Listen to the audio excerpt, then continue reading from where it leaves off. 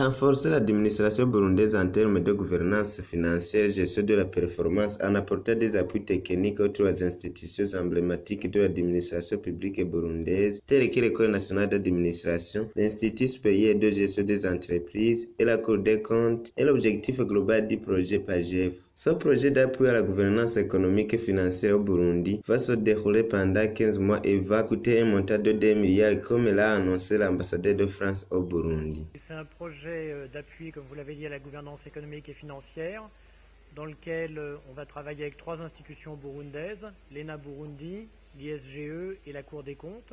C'est un projet qui va se dérouler entre maintenant et la fin du mois de mars 2023 pour un montant d'à peu près 900 000 euros, à peu près 2 milliards de francs burundais.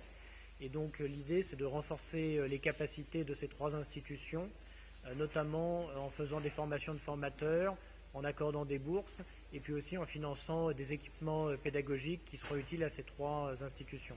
L'ambassadeur de France au Burundi a déclaré aussi que ce projet est très intéressant puisqu'il s'inscrit dans le plan national de développement. Il n'a pas manqué à signaler que ce projet est aussi pour témoigner le renforcement des relations entre le Burundi et la France. On est très heureux parce qu'effectivement ce projet c'est un témoignage concret du renforcement des relations entre la France et le Burundi. Je pense aussi que c'est un projet qui est très intéressant parce qu'il s'inscrit très bien, comme l'a dit l'assistant du ministre, dans le plan national de développement du Burundi.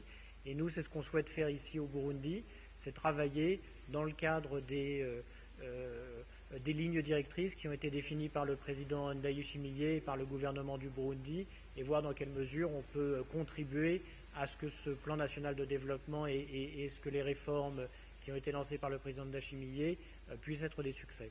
Et quant à Dr Dionys Arakaza, directeur général de l'École nationale d'administration, l'une des institutions bénéficiaires du projet, ce projet PAGEF rentre dans plusieurs projets initiés par le gouvernement du Burundi dans le plan national de développement. Ce projet est aussi, quant à lui, un signe éloquent de la relance des relations diplomatiques entre la France et le Burundi. Ce projet PAGEF entre dans l'appui de plusieurs projets déjà initiés par le gouvernement du Burundi à travers le programme national de développement 2017-2018.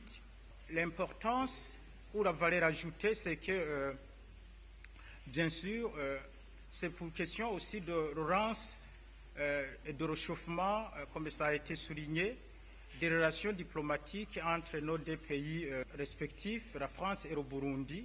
Vous saurez que tout ça a été dit au cours de l'atelier du lancement officiel de ce projet PAGEF qui s'est tenu ce 21 janvier à l'École nationale d'administration Siza Kinindo à Mérite Bujumbura.